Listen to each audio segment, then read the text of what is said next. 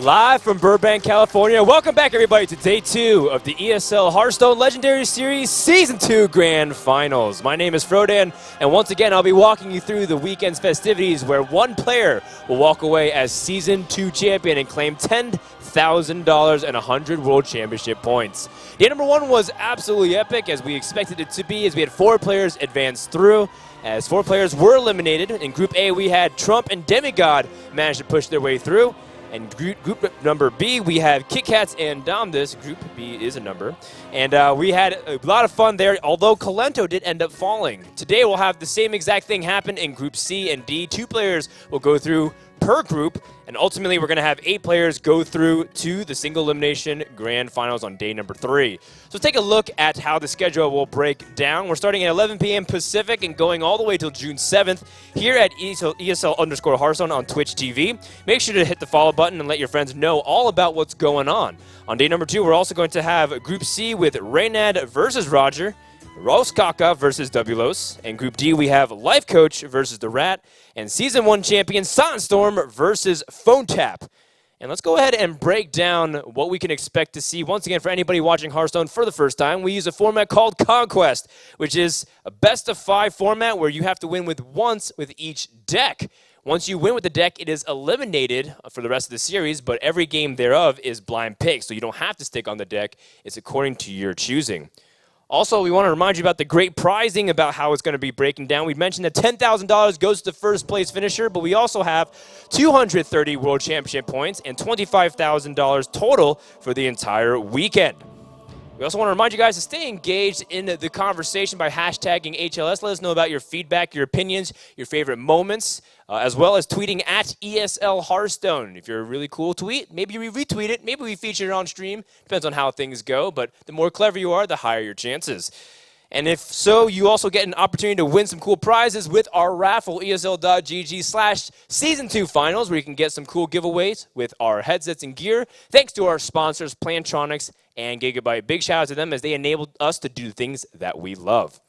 And with that, we also want to welcome you guys. Enjoy yourselves. It's going to be a long day. We have plenty of great matches, and our first one promises to be absolutely a lot of fun. We have Reynad versus Roger. Now, this one is really cool, partially because, one, we know a lot about Roger as he's an up-and-coming player qualifying for everything, but we don't know too much about the rest of the group, so I can't wait to see what's going to happen with Oskaka and Wulos as well. So let's get ready for our first match of the day with our video as we introduce the group.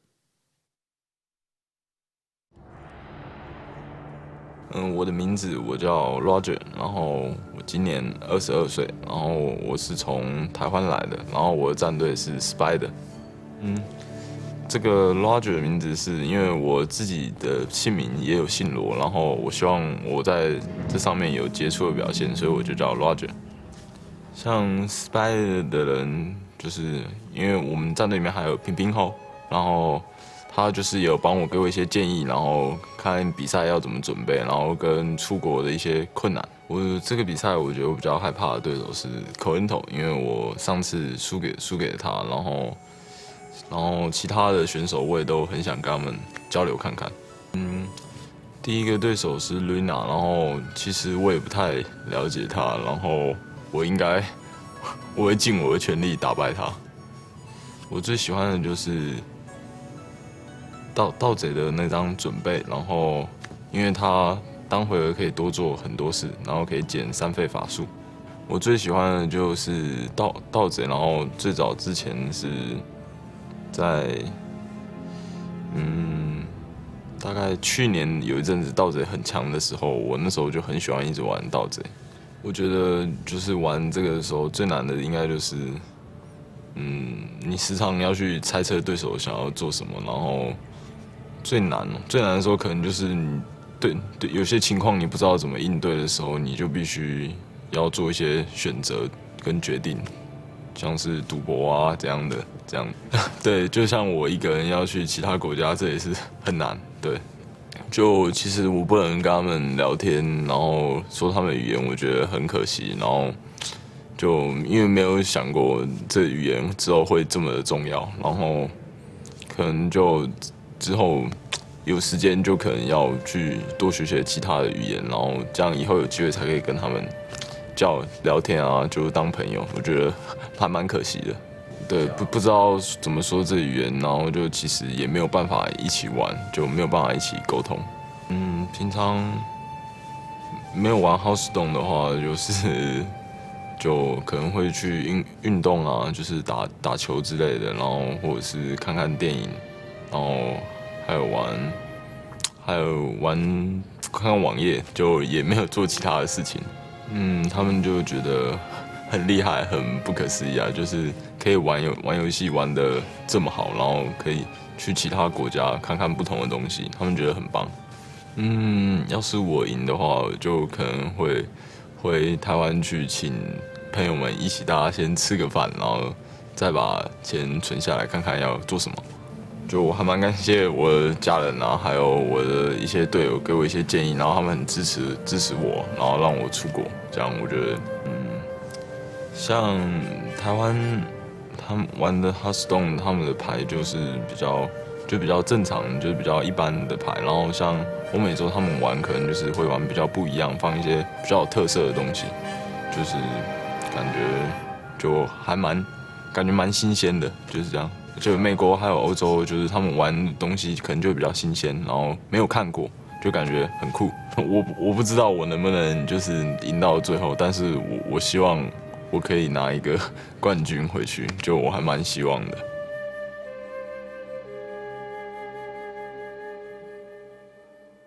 Wow, quite the stirring interview, and I had no idea Roger's voice was that deep. He gives me a run for my money. I sure hope he doesn't learn English too well because he might come after my job. I'm sitting next to Keaton Chalky Gill, who's also on the commentator's desk and did an excellent job day number 1. How you doing? Doing pretty great. Excited for day 2. It's great. What do you think about that interview with Roger? He even outright said that he wishes he could speak English more and connect and make some friends with the players. Have you been able to get to know him at all? I haven't really gotten to know him, but I do know, he was willing to go out to dinner with us and, kind of wanted to hang out with all the players despite really having a language barrier between us. So, I think it's pretty cool that he's open to that kind of stuff. Was he able to touch your stone cold heart? Oh man, I might have teared up a little during that video. Absolutely. It definitely touched me as well. And, of course, his opponent, Reynad, we didn't get an opportunity to sit down with him. I believe he is here in the studio, though, getting ready for the first match. What do you think about the first matchup here in Group C? Well, I think Reynad and Roger are both really good. Roger's been qualifying for a ton of stuff, and Reynad had a dominant run through his group. So both players kind of just coming into this off the back of some good recent performances. Don't really, have much to prove, but I know Roger's one player that a lot of other pro players are never really disappointed by, and it's just every time we watch, we're just like, good play, great play. And so I think we'll see a lot out of him. What storyline excites you the most? We have Reynad, Roger, Oskaka, Douglas, and then Group D we have Life Coach, The Rat, Silent Storm, and Phone Tap.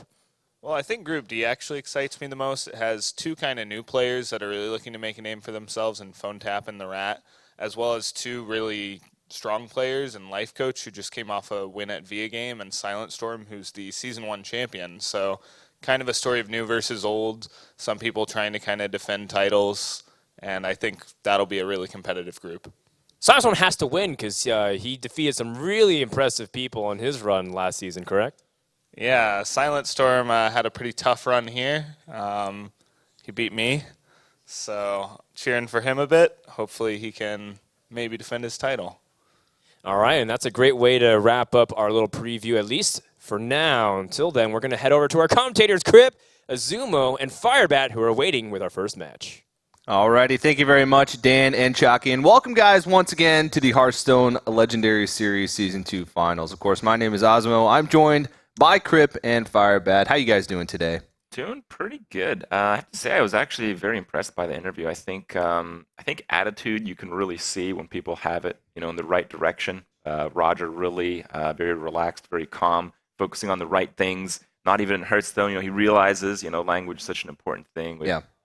Being internationally driven in the Hearthstone scene. Yeah. Very cool stuff. I was just overall very impressed. Reynad's been doing pretty well recently, hasn't he? Yeah, Reynad's been doing pretty well. He qualified, I think, was it 3-0 or 4-0 qualifying to get to this? Yeah, he had a really impressive run through his week. So, and he had that sort of infamous speech at the end where he said, "Oh, I played Patron for the first time." This is proof that anybody can win a week. So hopefully he prepared a little bit more for this one because it's going to be a really tough road ahead of him. And yeah, Roger, he's been at the studios pretty much every day, and he talked about he has trouble connecting with players that speak English because he just never took the opportunity to learn. And but we had a few translators for him. Like he's been social. He's been somewhat connected. I was trying to get him to teach me Chinese. Him and Soundstorm, who also speaks Chinese. They were trying to teach me some Chinese. Things. I learned how to say orange soda, but I already forgot. What a shame. Was it orange soda? No. Oh. It was something that... Sometimes those have easy transitions, I learned how to say hello, words. Ni hao. So every time I see him, that's what I say, and I'm pretty sure he's getting tired of it. I was also a bit interested from Roger's comments about him being from Taiwan. He's very familiar with the locals that he plays against, but he sees very unusual things in America and Europe. Maybe you know something about that, Firebat. Like, what is the scene in Asia? Well, whenever I've played against Asian players, they always run a lot of tech cards. You can always expect to see things like Harrison Jones, Black Knight, and Kazan Mystic in most of their decks, which is very unusual for here because Black Knight's been out of the meta for a very long time, and there's not too many decks running Kazans unless it's in a weird format like the VIA Game House Cup format had a lot of Kazans in it. So, I think that's more the thing, and I think Patron Warrior took a lot longer to really even take off in Asia, if it even has taken off in Asia yet. Do you think having a lot of tech cards is really like a negative thing? Like, it seems a lot of people have brought the tech cards to this tournament so far, and they haven't really been punished for it yet? I definitely think it's a risk. I'm not saying it's a risk in a good way, or it's like, depends what the people end up bringing. Sometimes they can pay off huge, and then you just like snowball and win a series, or sometimes they backfire and you lose. So it depends on what decks you're going up against, but I do think if you're running like 3 different tech cards in one deck, it's going to cause for some clunky draws. So I think you really got to try and focus on 1 or 2 maximum. Yeah, we were talking about it a little bit yesterday. It's better if you sort of have a singular goal instead of trying to counter everything at once.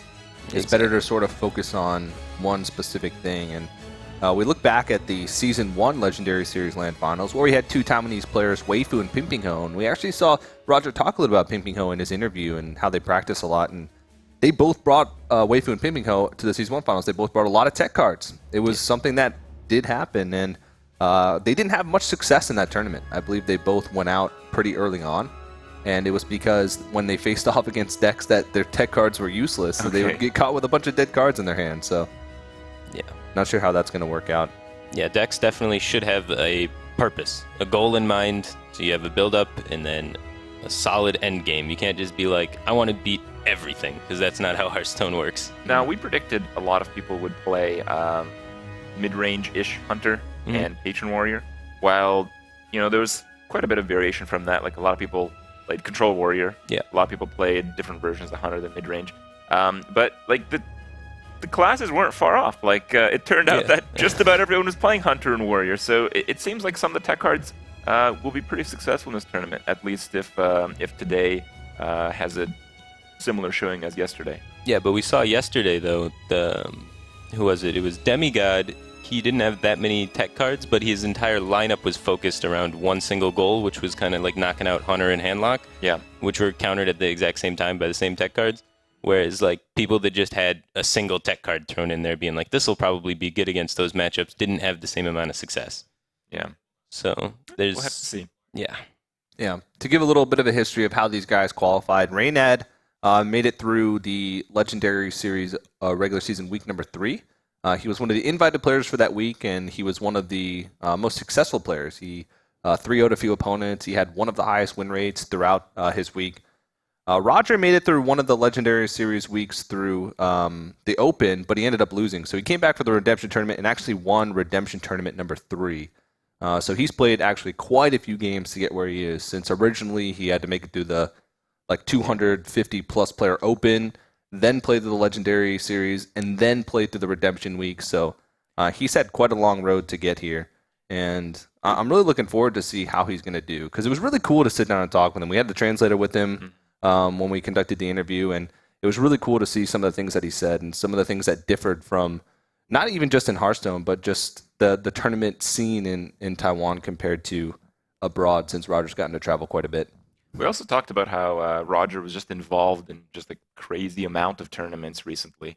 He's really, just spent all of his time trying to get into the tournament scene, and I mean, we have him here, so it is doing very well for him. Reynad, strikingly like Trump, has just been doing really well recently. Been in the Hearthstone scene for a long time, been doing pretty well throughout, but more so recently. And Trump did okay. Yeah, so far. Pretty good. If I had to say an analysis on Reynad's tournament performance, it seems like a lot of times he focuses on a lot of other things in Hearthstone rather than just tournaments, and then sometimes he just focuses on tournaments for a little while because he's got he's Reynad, he's huge, he's got so much going on for him. Yeah. And when he focuses on tournaments, he's definitely a force to be reckoned with. So I wouldn't be surprised, since he's been doing well lately, that he does very well in this tournament.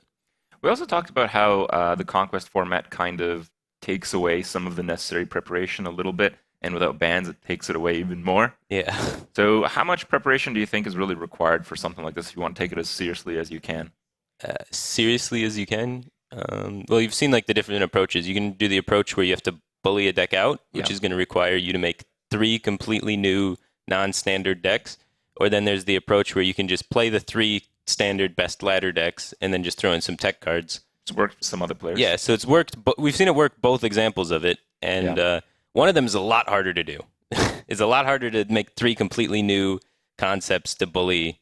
Do you feel one it's deck. that much more effective to do that, though? Or it seems about the same. It's about the same, Yeah. So it's not that much more effective, but it's 5 times as much preparation, whereas just throwing in a Harrison Jones, because there's going to be Warriors and Hunters, into the most common ladder decks, takes 5 minutes. So You got to prepare a little bit, though. you got to know how to play the deck, sure. Okay. But the actual tweaking and making the decks does not take very much time.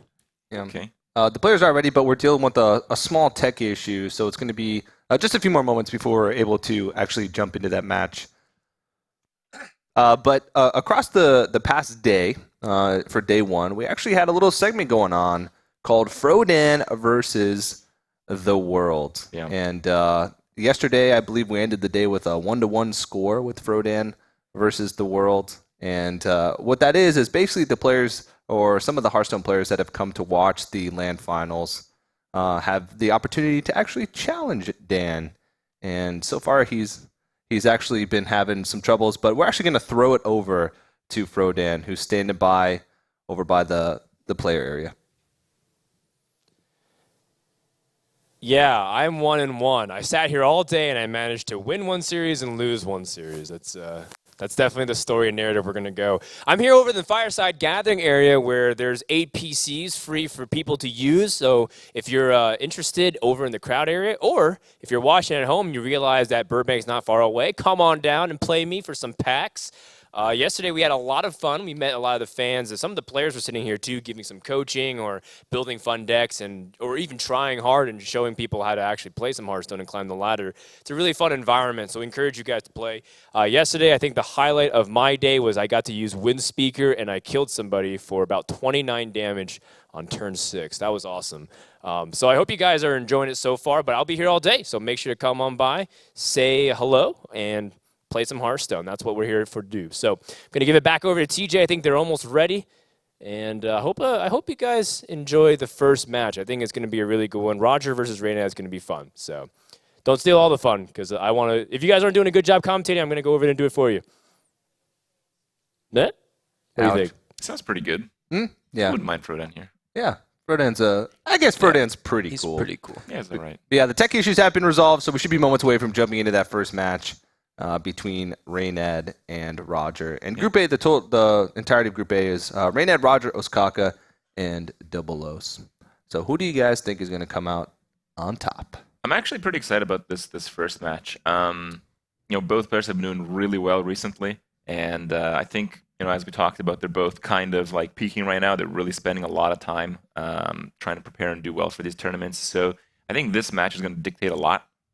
I kind of have to root for Osaka to take the second match, though. Oh, all right. Yeah, I think Osaka is going to be favored in the second match. He's been performing really good all the time, and he's just really active on both NA and EU ladder.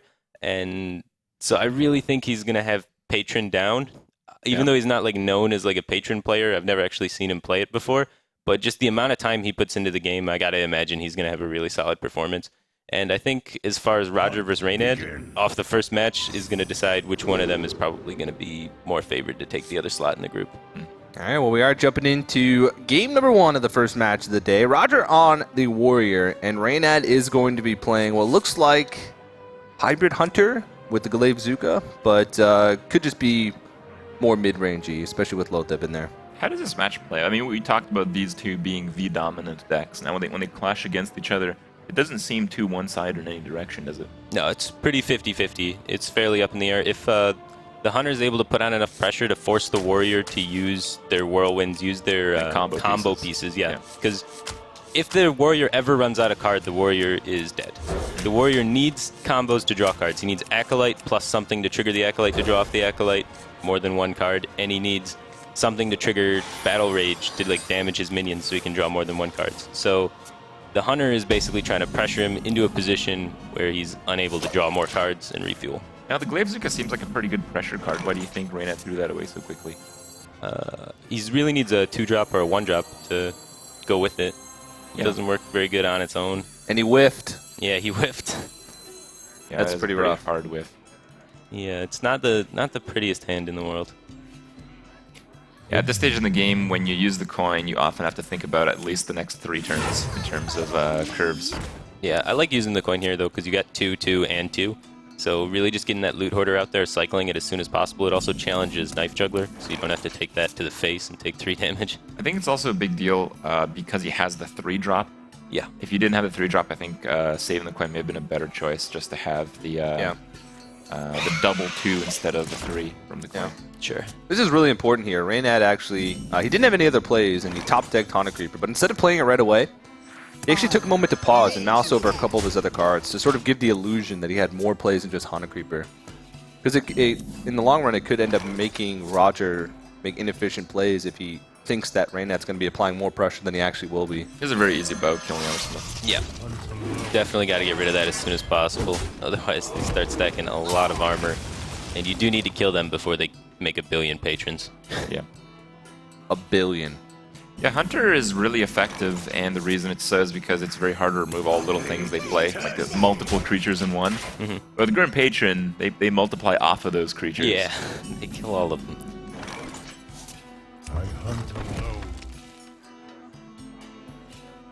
Was this a kill command target? I do kind of like the kill command here, just because when else are you going to really use kill command in this match? And that way you get to save the bow since you don't have really time to re-equip. Unless you're re-equipping this turn, of course. Yeah. So, lines up really good with Belcher. What do you think about Unleash? I don't like using Unleash here. He's just a better spot leader. Yeah, usually against Patron, if they get their Dream Patron turn, you're going to need that Unleash to be able to threaten to race them. Because oftentimes they use their Whirlwind effects and stuff to trigger the Patrons, and then they don't really have much to clean up the Unleash the Hounds. Or they have enough Patrons that you can actually just go all face and start racing at that point. Yeah.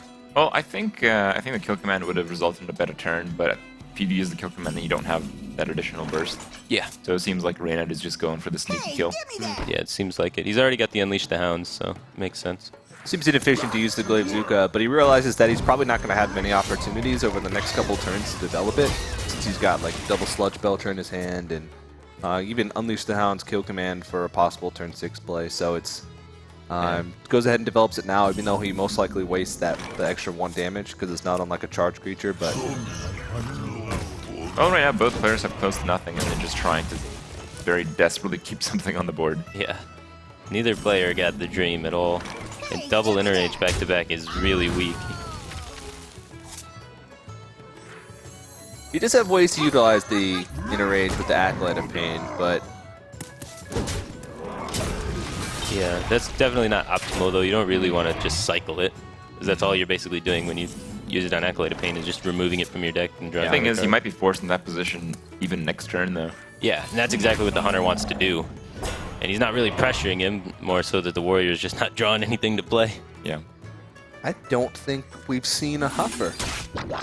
I think we saw Huffer. One Huffer? Yeah, we saw one, when I was casting, we saw one Huffer, and it got like it got buffed +1/+1 somehow. I don't remember how.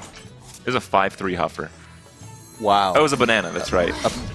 A banana. Buff the huffer. Yeah, it was a web spinner Oh, okay. into Yeah. Mukla. Mukla died.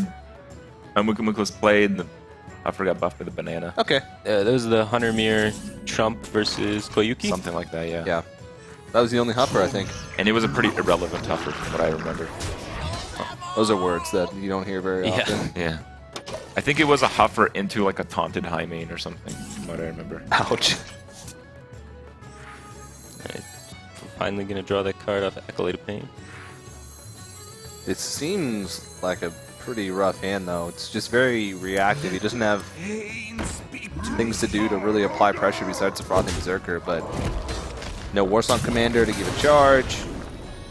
Not many effects besides just the inner rages to make it do more damage.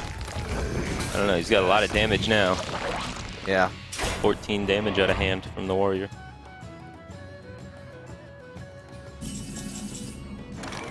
What do you think he could have drawn to maybe play over the frothing there? Because he chose to play the frothing after dealing some of the damage. I think he just did that to ensure that the Frothing wasn't down to 3 health. But for 3 mana, I don't know, you could play like Armor Smith or Loot Hoarder, another Accolade of Pain, something like that. So it's going to come down to a race. And since Roger has Yeah, Roger's winning right now. a ridiculous amount of damage coming from his hand with the Grom double inner rage. Reynad doesn't. Well, all of that damage can be stopped by a single Freezing Trap. Yeah, that's true. Or a Houndmaster. Yeah, any taunt too. So.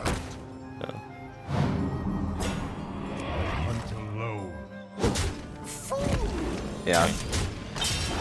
He's got ways to get through it, but it's really inefficient.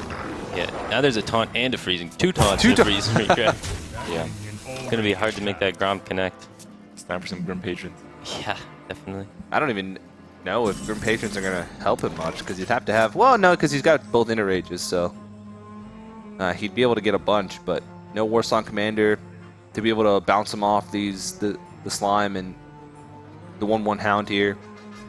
And again, like you talked about earlier, if he's having to use his combo pieces like Whirlwind and Inner Rage to He does clear the have board. to. He Yeah. does have to. Well, he could use like maybe Execute. He's using Oh, Execute. he's using Execute on that. I was thinking about trying to execute the taunts. Basically feels like he's under so much pressure. He is under. He's going to be under so much pressure for a couple more turns too, because he has to find a way to develop a creature, proc the Freezing Trap, and then do enough damage that Grom Inner Rage actually kills him after the Freezing Trap is proc. Yeah. But the thing is, I think Huffer would be the worst animal companion here. Because it's the only one that you can actually deal with immediately. It's always Misha. Misha's excellent. That's the Always best one. Yeah, Misha. that's the best one in this situation. Yeah. Oh, maybe Oh. not. You still can't really set much up. Yeah, he still needs to beat this Freezing Trap somehow. Yeah. Without drawing a minion, it's going to be really tough. I guess next turn he can just proc it with Grom and then Armor, and then he has Lethal set up. Well, he won't, because there's the... Because The there's another second Freezing Trap, but yeah. To his knowledge, he'll have Lethal set up. Yeah. Powder Shredder's pretty good just because it's pretty sticky. It won't even... at least something will be left behind from the Deathbite swing if that's what he decides to go with. No, there's no lethal. It's 16. Uh, One off. Yeah, it's 1 off, yeah. Yeah. My bad. He's going to swing here, because he has the Inner Rage to enrage it again. So just in case it happens to be like snakes or something, might as well hit for 10, right? Also sets up for the Shredder to trade with the Loot Hoarder. Pretty good. He's sort of passive trading to the Loot Hoarder here. Oh man, that's rough. Well, he might think there's no way he can enrage his Grom now. That's true. He's been holding on to that Inner Rage for a long time now. I kind of like the face hit. Like, doing 8 to the warrior here is pretty big. And, like, how do you take 13 with a freeze trap up? I can't think of it either. With a 10 mana Grom and Yeah. only 1 Inner Rage left, I don't think it's possible. Yeah. I think face hit is the game-winning play. Yeah. Definitely face hit and just Freezing Trap the Loot Hoarder. Yeah. Because, I mean, it's kind of bad to freeze trap a 2-drop, but at least it won't draw. Yeah, and you're setting up Lethal, probably. Yeah. on board anyway. Yeah, that's true. He's going to have, with the hero power plus the 6 damage on board, since the loot hoarder is getting frozen, he'll have to trade in. Oh, no, he wouldn't even be able to do that. Oh, the Belcher off the Wow. top. What a lifesaver. Well, he doesn't die as it stands. Now that he has the Belcher. But he could have ground the 2-1. So if he Belchers this No, turn, then he still dies. No, you could interrange Yeah, the 2-1 yeah, and interrange. run before 2. Yeah. I think it's now he has lethal. Reynad has to get something really good out of the Shredder to stay alive. Like a Noyatron. Not that. That's gonna do it. Wow. Super close game. gonna get in with the slime It wasn't the for most the lethal. wasn't the most exciting game since they both had just kind of like crap draws and it was just like That's okay. grindy. Yeah. I kind of like it, there's more strategy when that happens because you have to work with napkins, right? Yeah, basically. Yeah, it's more of like a value game at that point. You have to like take each creature the furthest. Yeah, like if you have the perfect draw, the game just plays itself. But with terrible draws from both sides, There's a lot of that's the most exciting way to play it. Yeah. Yeah, and I mean, there's no combos whatsoever from either Yeah. player. It's just junk. And it seems like Reynad got a little bit worse on the junk meter because he did. I think he played great. Yeah.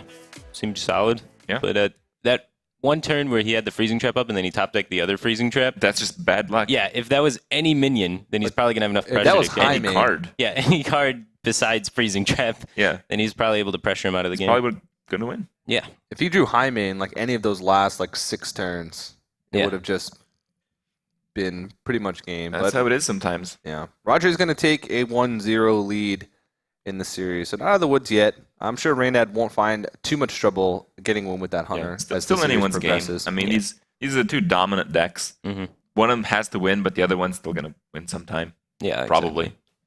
The real story is going to be like the other deck that's not The Hunter third Warrior. deck. Yeah. Third deck. What? Do you remember the third deck that wasn't? I don't know if we saw that. We If saw it did, very I briefly wasn't paying before attention. the tech issues happened. So Yeah. once see we it know again their in a next minute. decks, we'll see the matchup play. Yeah, we'll see be it able to see. in just a second here anyway. Yeah. Oh, here we go, actually. We got Mage versus No Hunter on Roger's side. He's got Warlock Druid. Even though Interesting. Roger might be ahead on the points here, he might not be too favored after that. Yeah, I feel like Patron Warrior, Mid-Range Hunter, and Mage are all generally pretty good against Druid as long as Yeah. it's not a Freeze Mage. Yeah, it's probably Tempo Mage. Yeah. Some kind of the token Tempo Mage with like Mechanical Yetis, Flame Wakers. Those are very good against Druid. Very good against Reynad's Druid. played a lot of different mages too. You Yeah. can't really count out really any variation. Yeah, I've seen him play Freeze, I've seen him play Tempo, I've seen him play Mech Mage. Flood Mage. Yeah, Flood Mage, some weird mages. Yeah. Yeah. And none of them too terrible. Yeah, none of them bad. Especially when you don't know what's coming. It adds a lot to it. All right, well, he's going to queue up the Hunter this time around. Roger's going to go with the Druid, try and pick up a win with that. But as you mentioned, this is probably going to be the toughest deck for him to find a win with. Well, you got the Shade. Just need a little bit of help. And nope. No help at No all. help at all. I mean, he could still draw an Innervate. Yeah, it's still not much from Reynad's side. Like, that is still a junk opener. Yeah, it's not very good. Druid yesterday in day 1 did not have much success at all. It had an abysmal win rate. I think the Druid, one of the only games that Druid won was in the mirror matchup. So at least one Druid had to win. Wow. Yeah. I mean, I'm not actually surprised when the two top decks in the meta both beat Druid. Kind of makes sense. Yeah. Because you got to think about in Conquest lineups the bullying strategy all the time. So you're like, all right, the two main best decks in the format, I'm going to bring those. And they both beat Druid. So what's another deck that maybe I just throw in there that happens to also beat Druid? Yeah. And then Mage Rogue. and if someone happens to bring Druid, you're just insanely favored against them. Right. Yeah. That was actually Reynad's strategy quite a few tournaments in the past. He's always like bullied Druid because it's easy. Yeah, there's a lot of things that beat Druid. Yeah. It's always been the deck that people have sort of gone to because of the... It used to be a lot more consistent than it is now because there's more decks that beat it, but it was also a comfort pick for a lot of players because they were used to playing it so much because of how consistent of a deck it was. So even when it It's wasn't also the a deck best, that, like, even though it gets bullied a lot, it has a chance against basically anything with like the God draw. yeah, you can always double innervate out an Emperor Thorstein. Yeah. Even the double shade here, like, it's pretty nasty. Yeah. Yeah. It's definitely anybody's game at this point. So we haven't really seen some of the cards that sort of indicate that it's the really hybrid hunter. We saw Glaivezuka, but there's I don't think we've seen Belcher. That's the key that shows that it's mid-range. Mid-range, yeah. Abusive Sergeants could sort of go either way, but Yeah, definitely either way. Glaivezuka as well. But yeah, Belcher's definitely. And Dr. Boom also. A lot of times the hybrid Do you hunter like top the side of doggies high here? mix. Doggies. Take a 1 in 3, kill Sylvanas with the doggy Hunter's Mark. I don't think it's bad. How else are you dealing with Sylvanas, right? Well, you either deal with Sylvanas that way or just ignore Sylvanas, which often turns into a disastrous situation. Yeah. Like, this is a scary Druid board. They have 3 minions on the field. Savage Roar is already stacking up to be a lot of damage, so your choices are either you got to race them down before turn 9, because if they have like any minions in the field on turn 9, you're dead. Yeah. Or you have to kill everything before turn 9. So you got to make that's the just decision. not happening. Yeah, it's not happening here. So I think I like the race plan a little bit more, but you don't have the hand or the tools really to race that much. He's got kill command, but like no charge minions. He doesn't have a weapon to refresh after this Eaglehorn bow is gone. Yeah, I wouldn't mind honestly like freezing trap Houndmaster and then just go face and pray that you can kill him before turn 9. But I can see merits to trying to control the board as well. Oh, he got the Hound. Okay. Yeah, this is a good play, because if you get another Hound, you keep up a nice freeze. Yeah, it turned out really well. No, 1 in 3. 1 in 3. Now he's able to keep up his bow as well. There was 1 in 3 options there where it would have turned out not really well at all. Yeah. If he sold a Sludge Belcher, that was pretty much game. That was Yeah, game. that was GG. You can freezing trap the Druid of the Claw instead. Seems like a good option. Yeah, because these shades are already. Ooh.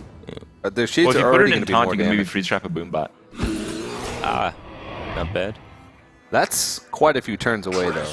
Next turn. It's just next turn. Well, You've he seen the has to Unleash play. the Hounds. He has to play the Dr. Boom, and then he has to wait till the next turn to proc the freezing trap. Sure. Yeah, okay. So he can't attack with anything until then, if that's his plan. I think his decision to taunt it up is heavily influenced by the fact that one, Reynad didn't go for the aggressive line, so he has more time, so he can go with this line. And 2, Reynad used the Unleash the Hounds, and it's very common that there's only 1 Unleash the Hounds in mid-range Hunter. I think I like just swipe something. I don't like getting throws in there on the shade. It just kind of makes it useless. Yeah. You got to freeze something, and I don't know if he can wait a whole nother turn before he does it. And I think he wants to preserve the taunt because of the damage that it blocks, since he's already at 17 still, health. I think if you're getting frozen here, you want to play the swipe because you want the Boombot to hit something that you freeze. Because if you just play Dr. Boom and pass here, there's a chance If you you're dead. play Dr. Boom, I think you do pass.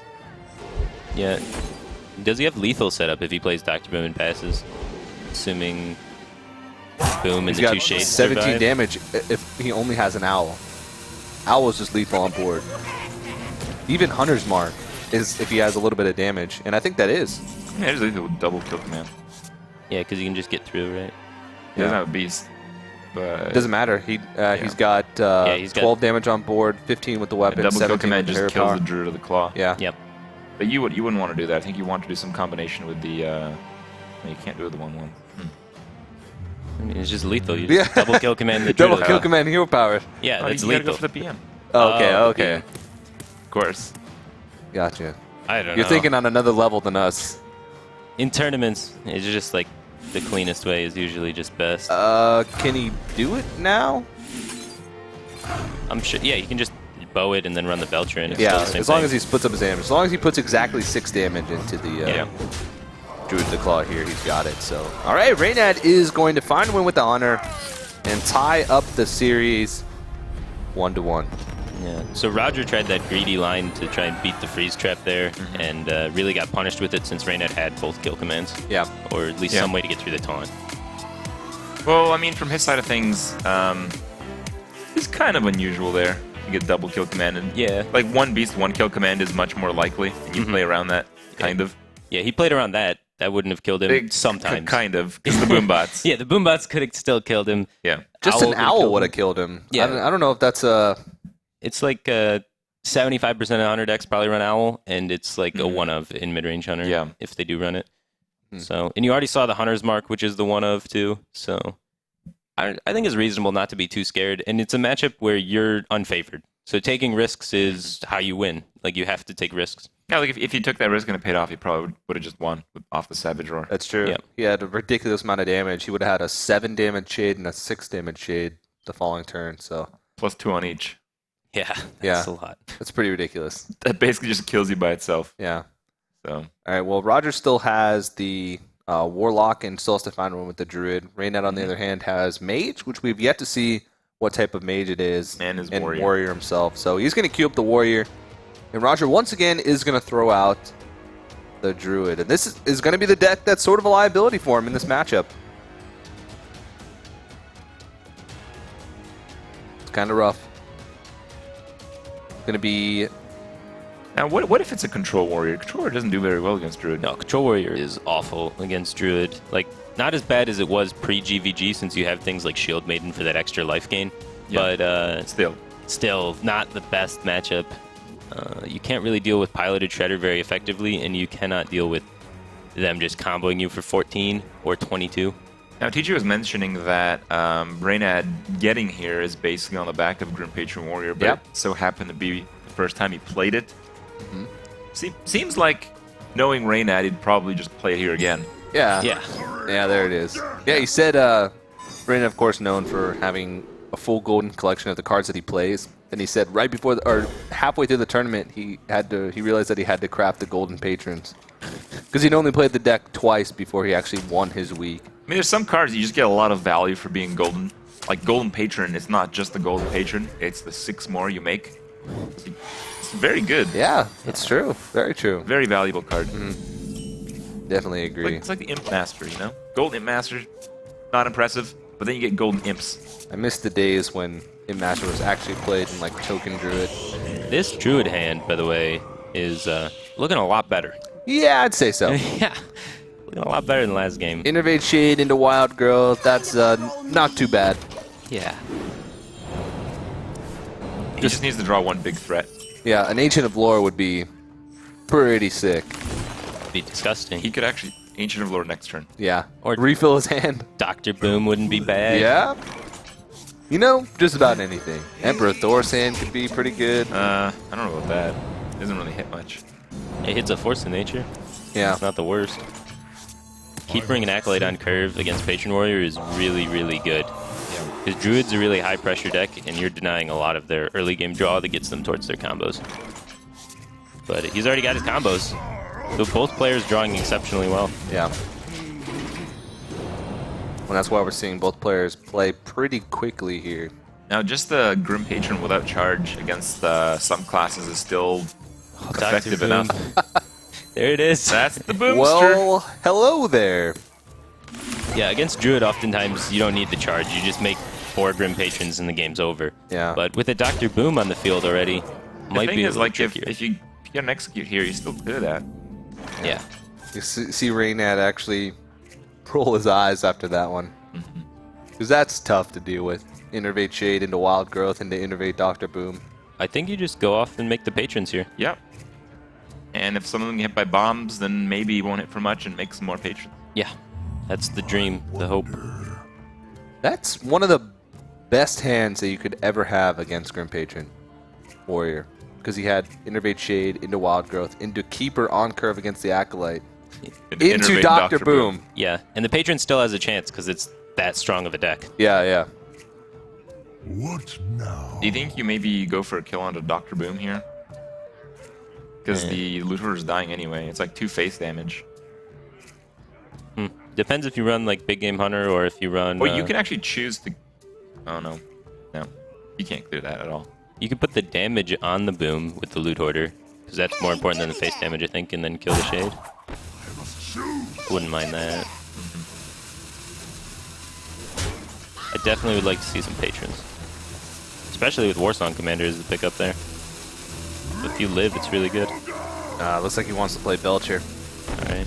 I can understand being kind of defensive here. You just took 7 to the face, but Yeah. Now he just lost the whirlwind effect. Yeah, with 3 the more to the face. 10 to face. That's rough. Oh, Dr. Boom's pretty good. So is that card. You know what, Crip? Let me go ahead and agree with you. Dr. Boom is pretty good. Pretty good.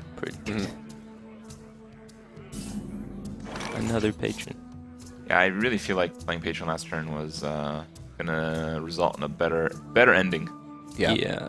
It's really hard to get it down now. Because he might just be dead if he Grim Patron, Inner Rage, Whirlwinds. Then yeah, he's gonna have 4 patrons, but he's not gonna even be able to clear off the shade. So No, I think he uses Inner Rage and On the Whirlwind shade? on the shade. Yeah. And you just get 2 Grim Patrons on the board. yeah, then they just get cleared by the Druid of the Claw, and all you need is a Wrath at that point. You won't lose both your patrons. Well, 1 to the Druid of the Claw. What And then now? 1 to any removal spell. Yeah. Or Keeper of the Grove for another Druid of the Claw. Is there a better charge. play though? Like I still think that's it. Yeah. it's true. Yeah. Yikes.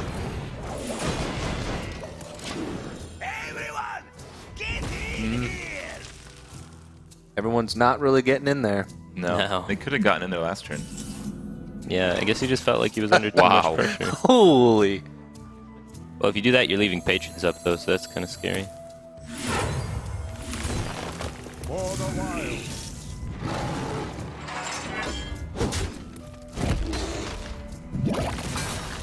Alright, he dealt with the first wave. It wasn't really that big of a wave, but he dealt with it. Interesting he values the coin hero power there.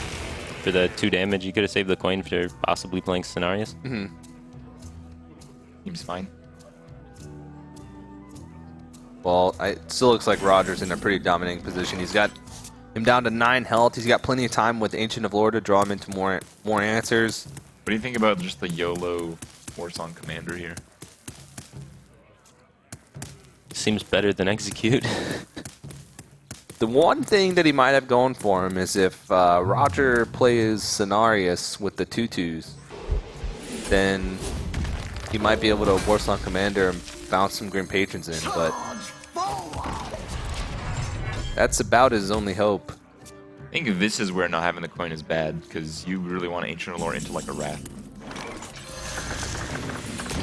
Yeah, and button turned green, so he didn't draw into Innervate or anything like that, so...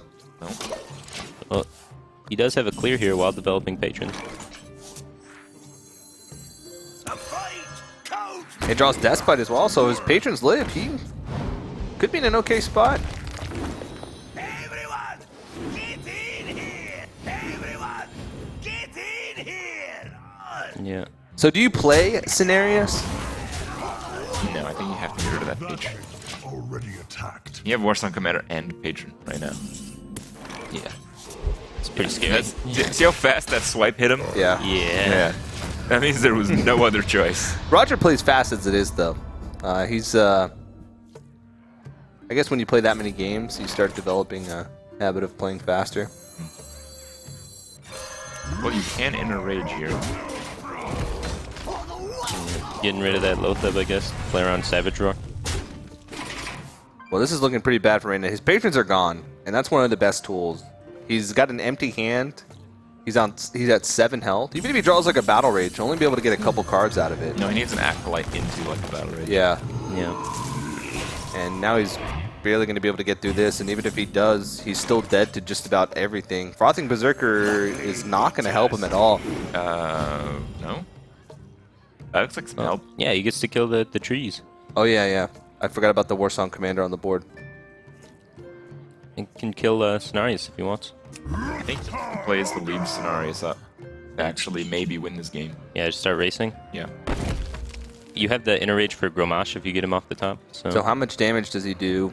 Oh no, I think the Inner Rage is gonna get played on the other tree. Oh, to save the Warsong? Yeah. It doesn't need to be alive for the Frothing to still have charge. No. Yeah, but you get enough damage, yeah. So that's 10 damage this turn, but then there's nothing off the top that can kill your opponent. Unless you run Leroy Jenkins. Because And he needs 1 damage to kill Reynad. Well, I guess... Wait, couldn't couldn't Reynad do one more face damage if he traded in the War Song and then inner raged the frothing? Yes. Wow. Getting greedy, wants to draw into lethal. Seems reasonable. Yeah. Sure, there's a lot of outs. Ancient Lore's not one of them, though. Now he has to trade in the Cenarius. He could have kept that thing alive if he had Wrath the Fronting Berserker instead. Yeah, and but just now he traded can in. heal himself, and he's basically going to win this game. Does he need to heal himself? There's no one card that can kill him. Yeah. Firebat said it's like, unless he runs Leroy Jenkins, which is pretty doubtful. Yeah, the chances of Roger finding lethal here have got to be really, really good.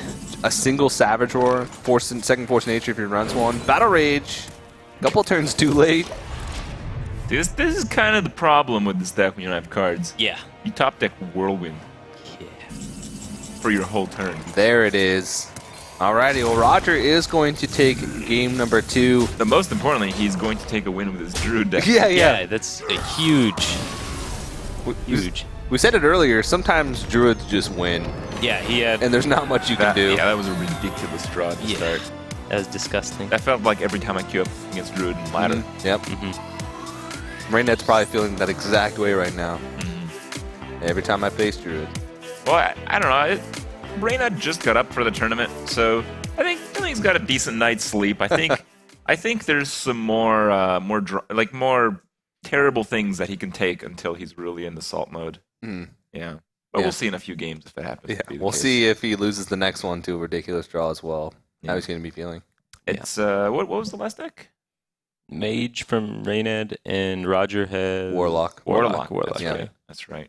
And Probably Handlock is his Yeah. favorite deck by far. Yep. So, Okay. I mean, you said Grim Patron kind of take anything, which it can. Yeah. But I'm still saying Handlock is one of the harder things to take. Yeah, Handlock's pretty difficult to take. You're going to need to try and set up like a charge frothing turn most of the time, which can be pretty difficult under the pressure of 8/8s. Yeah. So, yeah. And Reynad didn't seem to have any sort of tech cards that were helping with the matchup with Handlock. Yeah, no. He was running too much of the Belchers. deck, though. I mean, he's played some of the Grim Patron deck, but he hasn't really gone through much of it. Well, looking at the deck, it looks just like the deck that he used when he qualified, which was Just Saiyans list, which ran the Sludge Belchers and no tech cards, like no Brawl, no Harrison, no BGH. He could have changed it because it's been quite a while since that's happened, like almost a month, maybe 3 weeks. So he could have changed it, but Yeah. from what I've seen, it looks almost identical to that deck that he. I also that he won with. wonder, back to that turn where we thought just playing a Grim Patron by itself was pretty good. Yeah. I wonder how the game would have played out if that happened. It would have been wildly different. Yeah, it would have definitely been different. Because then it's on Roger's turn to decide, is he going to go for trying to clear all the Grim Patrons, or is he going to try and just engage the race head on? So, Yeah. So even though Roger had a crazy draw, there were still opportunities for Reynad to make plays to better his position in the game and maybe even have a chance to win. So there was a moment later on in the game where Roger was a sort of top decking for lethal, and there was a few opportunities, especially if Reynad was able to contest the board earlier on. He might have been in a better position moving into those couple turns. So there was definitely opportunities, but he's got to sort of forget about that game for now because he's got a tough road ahead of him.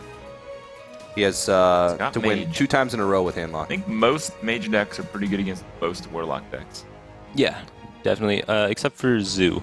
Yeah, a lot of Mage decks can struggle with Zoo, like Tempo Mage, Mech Mage. They really just get outvalued by the Warlock hero power and all the value minions. Yeah.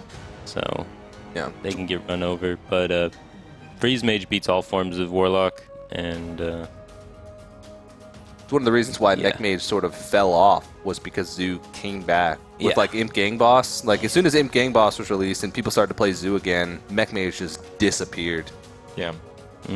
It's not completely gone, but No, but compared to where it was before that happened, Yeah. where Mech Mage was almost in every single player's lineup. yeah.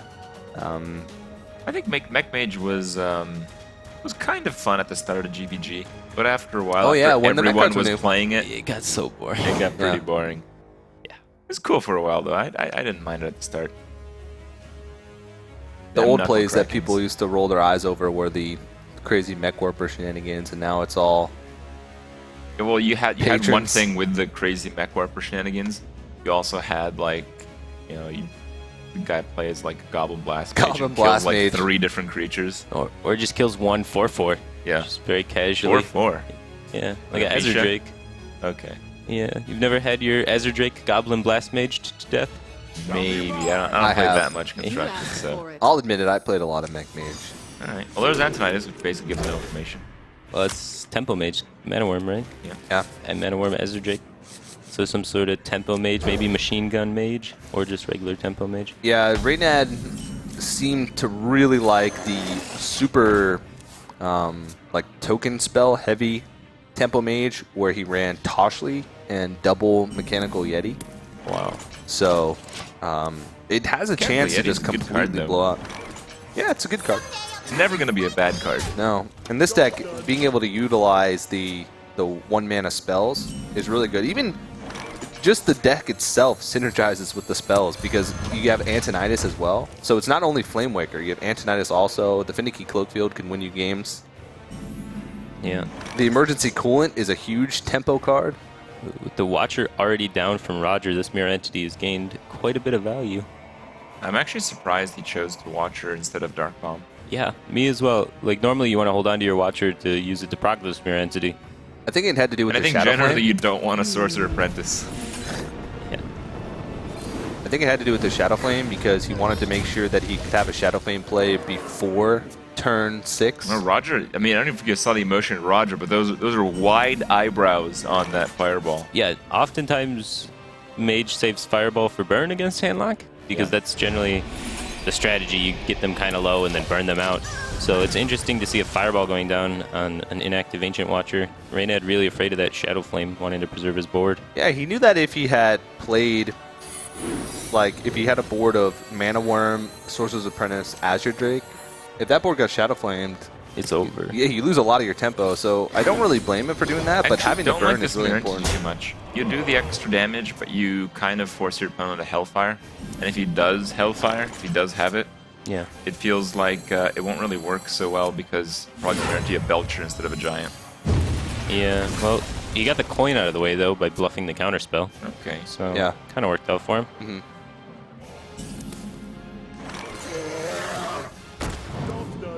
Double Frostbolt. Still has burn, though, and with the Hellfire, Roger's actually sitting at 17 health. Anti-Healbot's actually pretty good. That's amazing. Yeah, procs the Mirror Entity, too. Wow, it's interesting he didn't choose to play it there and goes for the tap instead. The thing is now you probably can't play it. Yeah, because you got to get the Molten stuff first. Fireball was actually lethal there.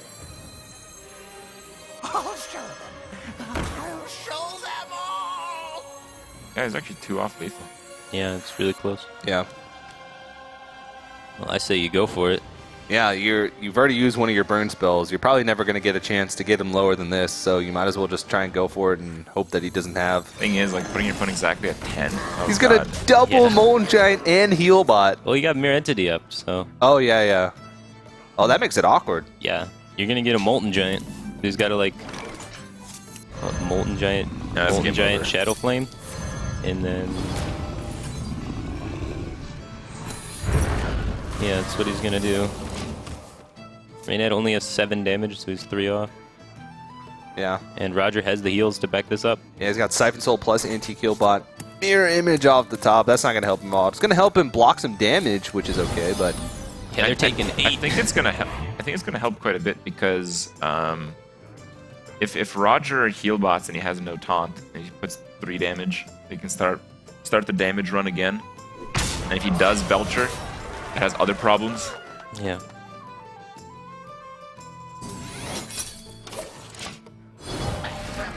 And getting the Mirror Entity with the Anti-Killbot, like you said, is pretty good, because that's one of the weakest creatures.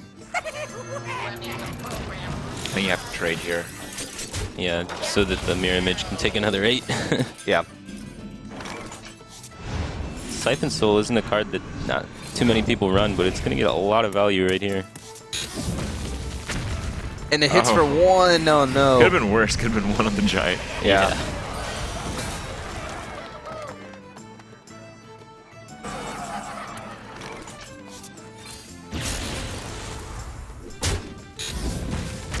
Wow, that worked. Yeah. Wow. If it went face, he could have just Frostbolted it down. Yeah.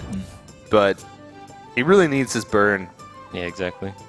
I don't disagree with the Fireball play early on because that Shadow Flame could have ruined his day a lot earlier than it did, but It just seems like it's going to be really hard for Reynad to finish this. he needs Archmage Antonidas.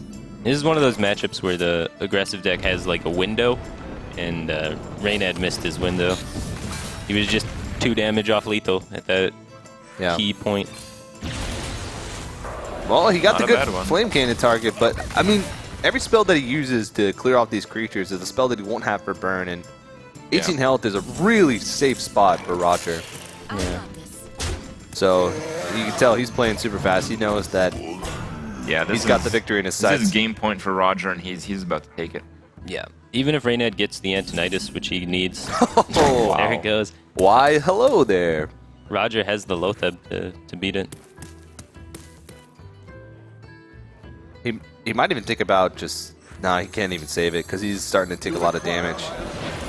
Yeah, he's got to go for this and get 2 fireballs out of it at least. Trying to go for all 3 fireballs, but Lotheb's going to stop that plan immediately. Or Defender Vargas, he can just kill it outright. I think he's just gonna try to kill it outright. I think he hit the bomb then, see what happens. Nope. Both the Vargas. I got this. And that was pretty much Reynad's last chance of being able to Yep. come out on that one. All right, he goes ahead and Save concedes. some time. Yeah. And Roger wins the series 3-1 over Reynad. He's gonna really be, relieved there. yeah. He's going to be the first player in Group A to move on to that winner's match. He's got one more match to win if he wants to get to that playoff stage. He'll have to defeat the winner of Oskaka and Doubleos. Yep, exactly. To get to that stage. It is a really big deal to win that first game because you have to only win 2 games rather than 2 out of 3 potential. Yeah. So Reynad's got a pretty long day ahead of him then. He's got to play in the losers match, and if he wins that, he's got to win even one more match just to qualify for the round of 8. Yeah, and So- then he's got to get up tomorrow and play the round of 8 if he's able to qualify. So Getting up in the morning might be the hardest thing too. Yeah. So there was a couple turns in the Warrior game where Reynad had some opportunities. It seemed like a better line of play, but I don't know for sure. yeah, there's really no way to completely tell. But yeah, I would have liked to see him go for it. I think he played a little bit passively as the Patron Warrior, which you tend to kind of want to do because you're a combo deck and you'd think I can just slow the game down and win with all my combos. But oftentimes just YOLOing out the Patrons against decks that don't have adequate AoE is correct. But that draw from Roger was pretty sick. The draw from Roger was the only reason why he was able to take it. Yeah. So, Because otherwise that deck is pretty rough against the Patron Warrior. So, but as we mentioned, Druid sometimes can just have games where nothing can beat him. I'm kind Nothing of can curious beat what him. that's like. Like you've played a lot of Druid. Yeah. What is that like? The close to unbeatable Druid draw. Is that like 1 in 5? For me, it's like 1 in 15. I don't Okay. know. It's not very. It doesn't happen Okay. very much. Amaz, on the other hand, he's a very, very big Druid player. He loves Druid. Okay. I think he was the only person in like top 20 or top 15 or whatever he was last season playing Druid. And I watched him on the couch in the living room at the Archon house, and he just had that what Roger's hand was plus a little more every single game. Okay. So he knows what it's like. Oz is a very, very skilled Druid player. Well, we do have a winner interview ready with Roger on stage, who's standing by with Dan. Thank you very much, TJ. That's right. I'm joined by Roger, the winner of the first match to start off day number 2. We're going to start off the question just asking about how Roger's doing because Reynad did look a little tired because he woke up late, but I'm wondering how Roger's doing as well because he's traveling straight from Via Game over in Romania. So my first question is Roger feeling all right? Because he started off the day well. Is he tired at all from traveling? 你最近去很多外国比赛，就是从 Romania 才过来，你还累还是你现在觉得怎么样？哦，我非常累。 He's very, very tired. I guess he's always tired if he's traveling so much. So, have you ever been to America before? And if so, how are you enjoying California? And, what's your favorite thing about it so far? 你还来过美国？这是第一次来过美国，然后呢，你现在还觉得加州很好，还是你觉得怎么样？我觉得加州的天气还蛮好的。我第一次来美国，我觉得还蛮开心的。He thinks California weather is really nice. It's his first time in America, and he's very happy to be here. Have you had In-N-Out Burger yet? 你还吃过这个加州最出名的汉堡包？是吗？哦，那还蛮好吃的，而且好大。He said it's pretty delicious and it's pretty big. I agree. Especially considering Taiwan, you can't really get the same amount of things. Okay, cool. And I guess the last question we want to ask is, now that Colento's been eliminated, you said in the interview that he was probably the player you're fearing the most, but he's no longer in the tournament. Is there another player you're worried about at all? 现在 Colento 被打败了，你还害怕哪个对手？那个格温都被打败，我还蛮难过的。我原本想找他报仇的，可是现在其他就我也不知道，就这样。At first, he was kind of sad that Colento was eliminated because he wanted to get revenge. But now he's just looking forward to play whoever's next. All right, well, you will play the winner of Osaka and Los. We don't want to take too much of your time. You do have another match, so good luck in your next match and congratulations. And with that, we're going to head over to TJ, who's on the couch with a couple of players who transitions to our next match in Group C.